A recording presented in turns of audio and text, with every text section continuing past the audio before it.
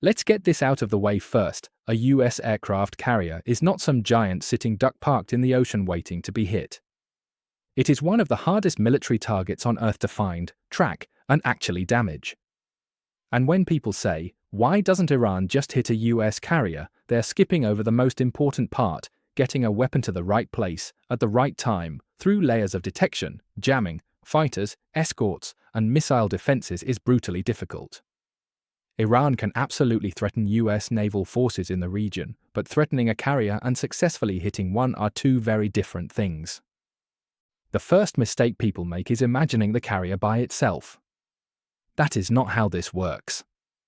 A US carrier normally operates as the center of a carrier strike group. Around it are guided missile destroyers, sometimes cruisers, submarines, supply ships, airborne early warning aircraft, and combat air patrols. So if Iran wanted to hit the carrier, it would not just be trying to beat one ship. It would be trying to beat an entire moving defensive ecosystem built specifically to stop missiles, drones, aircraft, and fast attack threats. Before Iran can hit a US carrier, it has to find it. That sounds simple until you remember the ocean is huge, carriers move fast, and they do not advertise their exact position in real time. Iran would need reliable surveillance, satellites, aircraft, drones, ships, submarines, coastal radar, or some combination of all of them, and then it would need to keep that track updated. Because even if you knew where a carrier was an hour ago, that might not help much now. A carrier strike group can reposition significantly, and if your targeting data is stale, your missile may end up hitting a patch of empty water. That is why find, fix, track, target is the real problem. The missile is only the last step. Now, to be fair, Iran is not helpless here. Iran has built an asymmetric maritime strategy for years. That includes anti-ship cruise missiles, ballistic missiles, drones, naval mines, coastal batteries, and fast attack craft. Iran's advantage is geography. The Strait of Hormuz and nearby waters are narrow compared to the open ocean, which means Tehran does not necessarily need blue water naval dominance to create danger. It just needs enough sensors and enough launch options to complicate US movement and raise the cost of operating nearby. That is why Iran is far more dangerous as a sea denial power than as a navy trying to win a classic fleet battle. One of the biggest concerns is anti-ship ballistic missiles. These are dangerous because they come in fast, can descend at steep angles, and compress the defender's reaction time. Even a near miss can be a serious event around a warship. Iran has long promoted missile systems and precision strike capabilities as part of its deterrent. On paper, that sounds like exactly the kind of weapon you would use against a carrier. But again, the missile itself is only part of the story. To hit a moving carrier, you need accurate targeting data throughout the kill chain, including updates close enough to impact to deal with the ship's movement and any deception or disruption by the United States. That is much harder than firing at a fixed base or a known land target. Cruise missiles and drones create a different kind of headache.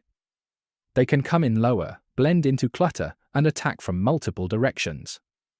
A saturation attack, meaning many threats at once, is designed to overwhelm defenses. This is where Iran's broader playbook matters. Tehran does not necessarily need one perfect missile. It can try to stress the defensive system with layers of drones, cruise missiles, ballistic missiles, and possibly maritime harassment at the same time. That kind of combined attack is dangerous because it forces defenders to make rapid decisions across different speeds, altitudes, and threat types. But dangerous is still not the same as guaranteed. Carrier groups are built for exactly this kind of layered defense fight. Here is where the difficulty really becomes obvious. A carrier strike group does not rely on one line of defense. It uses layered defense. First, airborne early warning aircraft like the E-2 Hawkeye help spot threats earlier. Then fighters can be sent out to intercept launch platforms or inbound threats farther from the ship.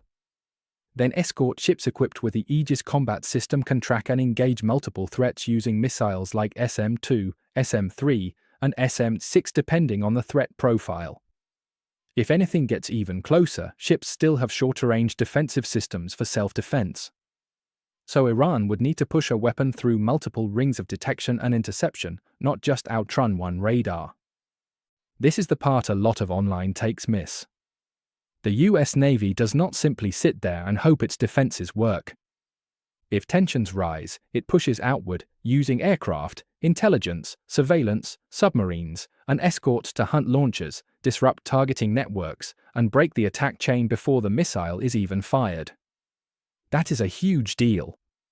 Because if Iran's mobile launchers, drones, radars, or communications links are getting hit, then the actual probability of scoring a successful strike falls dramatically.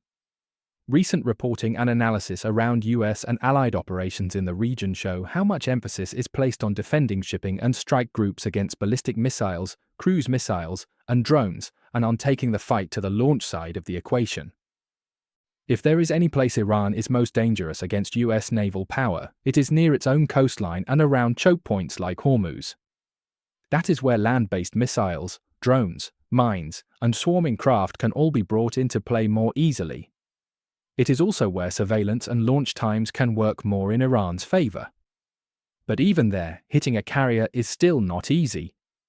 Damaging commercial shipping, harassing destroyers, mining sea lanes, or forcing reroutes is much more achievable than landing a clean, mission-killing blow on a supercarrier protected by a strike group. In other words, Iran's easiest path is usually disruption, not cinematic knockout punches. Now let's be honest, because this is important. Hard does not mean impossible. War is full of surprises, and even advanced militaries can make mistakes. If Iran managed to combine good surveillance, enough missile volume, clever timing, decoys, electronic warfare, and maybe a moment of operational complacency, then yes, it could potentially score a hit or at least force a crisis. A hit does not necessarily mean sinking a carrier, by the way. Even damaging the deck, radars, escorts, or support ships could create a major political and military shock. So the right way to say this is, Iran probably cannot casually knock out a US carrier, but it absolutely can create a real threat environment that the US has to take seriously. This is another place where people jump too fast. Hitting a carrier is one thing. Sinking a modern US supercarrier is something else entirely. These ships are huge, heavily compartmentalized, designed with damage control in mind, and protected by an entire formation. A single strike might damage operations, cause casualties, or force withdrawal, but actually sending one to the bottom is a much taller order. That matters because in strategic terms, Iran does not even need to sink a carrier to claim a symbolic victory. A hit, a fire, a damaged escort, or even forcing the US to change posture could be enough for propaganda and escalation. So how hard is it for Iran to hit a US aircraft carrier? Very hard.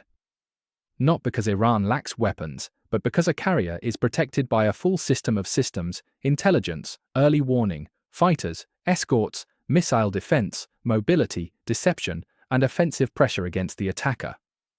Iran's real strength is making the region dangerous, stressing shipping lanes, raising insurance costs, threatening bases, and forcing the US to spend time and resources defending and intercepting. But actually landing a successful strike on a carrier?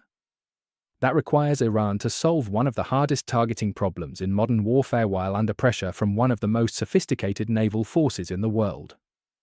That is why the carrier remains vulnerable in theory, but still exceptionally difficult to hit in practice. And that's the part social media clips usually leave out. It's easy to say, carrier killer. It's much harder to explain the kill chain, the defenses, the moving target problem, and the sheer complexity of modern naval warfare. If you want, I can also turn this into a 15